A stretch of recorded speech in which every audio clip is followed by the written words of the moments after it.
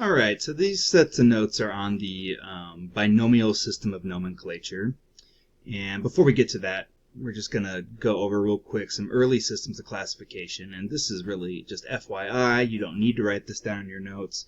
But for a long time, people have been trying to classify groups of organisms. And more than 2,000 years ago, Aristotle developed what we think is the first accepted system of biological classification. And he classified organisms as either animals or plants. That's all there were. No fungi, no bacteria, no protists.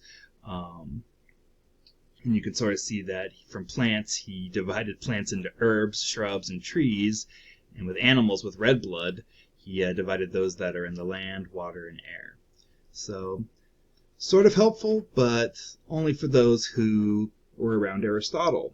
If you were in a different country or place in the world, you wouldn't necessarily know about this classification system or follow it.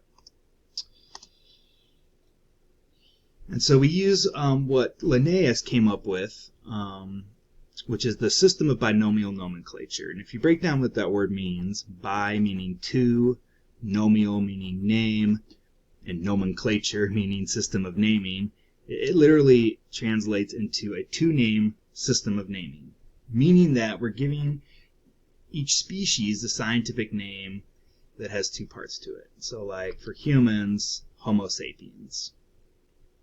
The first part of the name represents the genus. Some people say genus, some people say genus, tomato, tomato. And the second is the specific species. There are some rules to binomial nomenclature that you need to make sure you follow.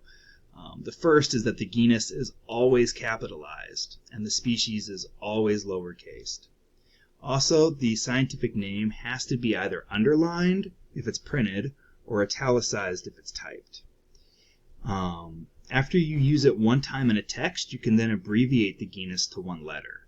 So for instance, after I spell out Homo sapiens, the next time I use it, I could just say H sapiens. Why do we do this? Why do we have this specific system of naming? It does a number of things for us in biology. First off, it reflects evolutionary relationships between organisms.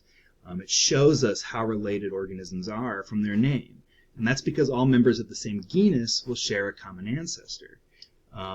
We are the only living species still in the Homo or hominid genus. There were others in the past, like Homo neanderthalis. But for instance, that shows us, because we both share the same genus, that we have that we're very commonly related. It also allows us as scientists to talk to each other in a universal language. This is why these names are typically Latinized, because species can have lots of different local names. Right? What one person calls a bobcat, another person calls a lynx, and by using the scientific name, we're certain that everybody's on the same page.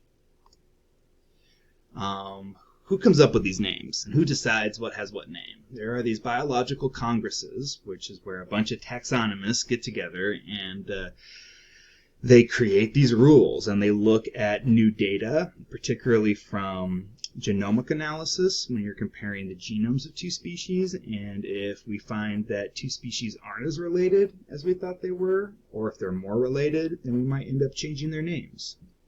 The names are never really set in stone.